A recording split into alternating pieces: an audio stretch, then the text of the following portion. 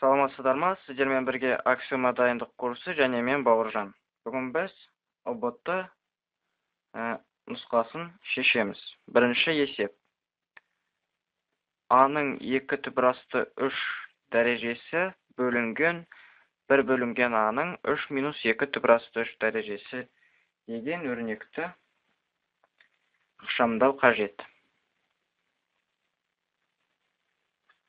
Ол үшін ең алдымен бөлу белгісін көбейтуге айналдырып алайық. Яғни төңкеріп жазамыз екінші жағын.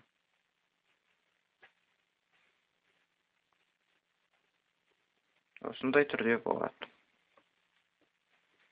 Бұл дегеніміз 2 түбірасты 3 дәрежесі көбейтілген А-ның 3 минус 2 түбірасты 3 дәрежесіне тең.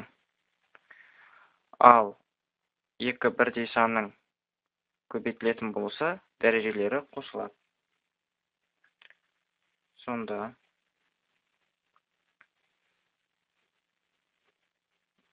осындай түрге келеді. 2 түбірасты 3 пен 2 түбірасты 3 жойылып кетеді.